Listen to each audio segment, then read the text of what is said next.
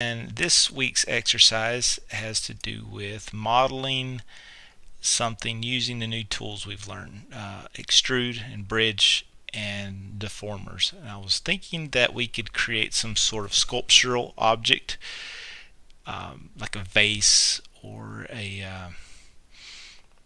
ceramic, an urn, and really explore our deformers to make it look interesting and neat. And in this tutorial, I want to show you how I would go about doing something like this. And please, this is not for you to copy exactly like this. I want you to, as long as you're exploring the tools, then that's what I'm looking for. But if I were creating something like this, I might start with a cylinder, and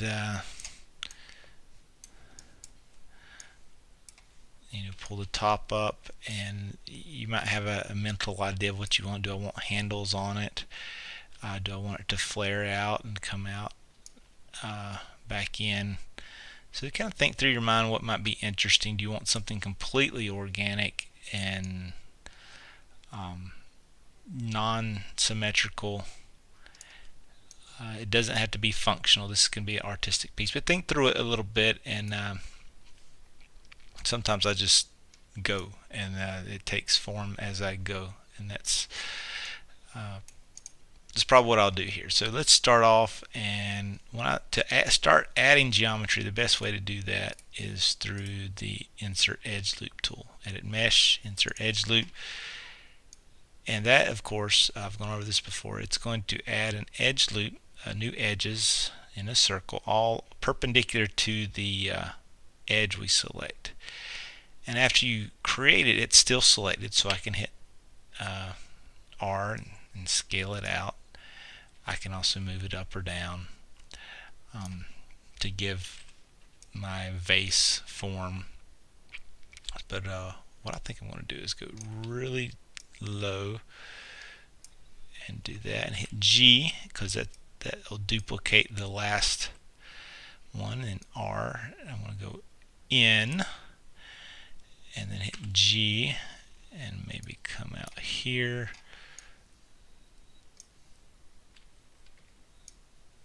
Hit G again. So while it's selected,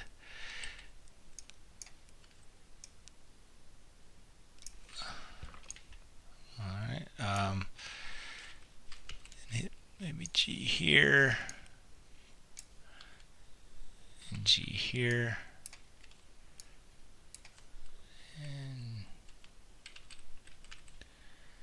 So I'm hitting a lot of G's, and that's just duplicating the last time. So this is some sort of interesting urn shape, like the top of a bedpost or something. I don't know. And then we can begin thinking about how can we make this interesting. This week we did talk about curves, so I could go to the top view and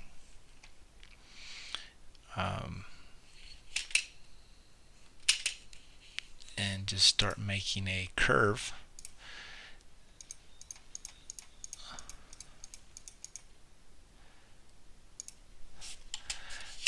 And it's going to lay it on the ground plane, and I say, well, is there anything interesting I could do with this? So first I would have to place one end of it at one of the faces.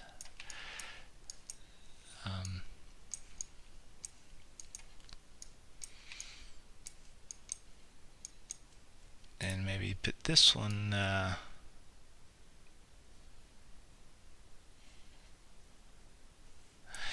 you know what, I don't like that idea. But that's how it's going to go. As you develop it, you win some, you lose some, and that's how Maya goes. Sometimes you do some really cool stuff, and sometimes you want to pull your hair out. But I want to go ahead and make this opening. Do a few extrudes here.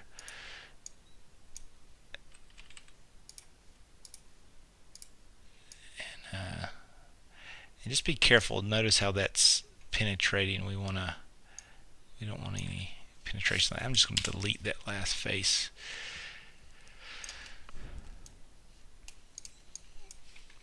And I'm going to smooth this. The smooth is with the 3 tool.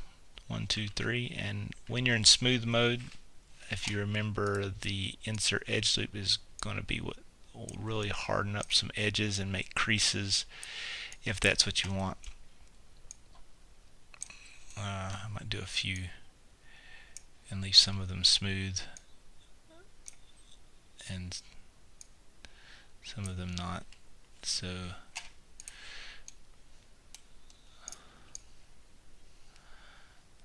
alright, and at this point I want to show you something you could do with your deformers.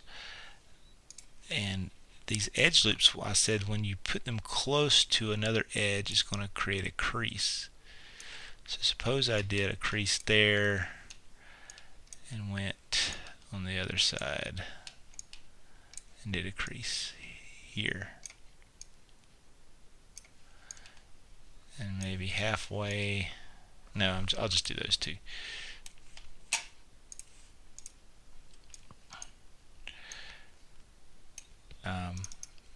I can also take, let's see if this works.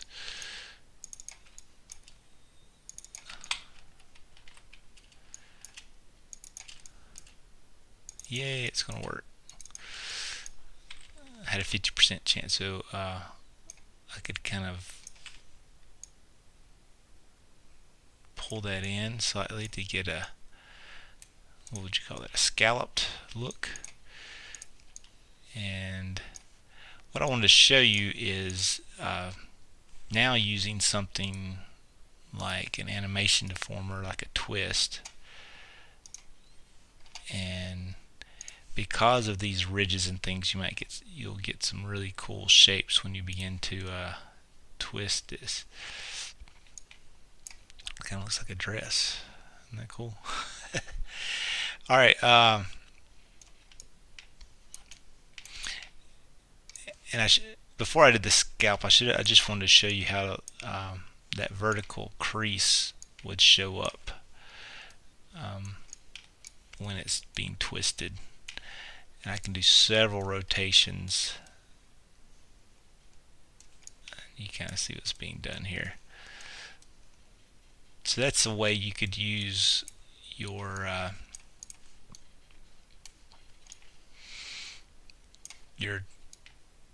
forget what it's called. It's not. Is it twist? Yeah, the twist feature. But before I do the twist feature,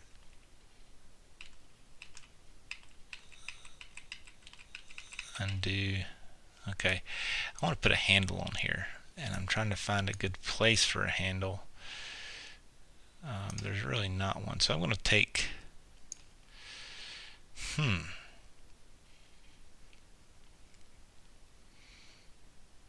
Where would you put a handle?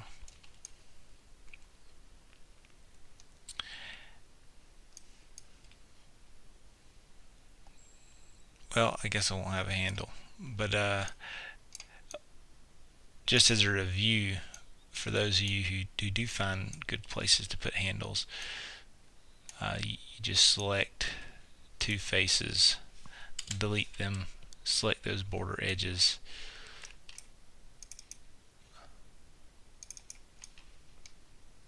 which mine's not. You may have to select one at a time.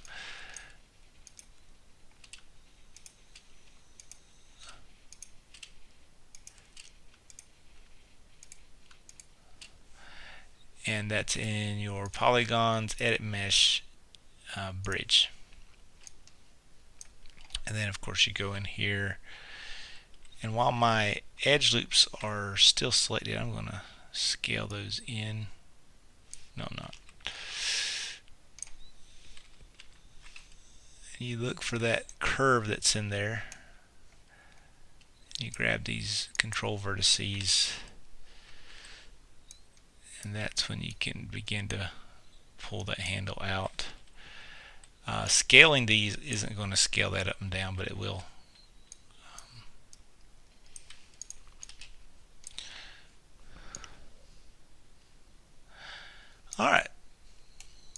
Well, that's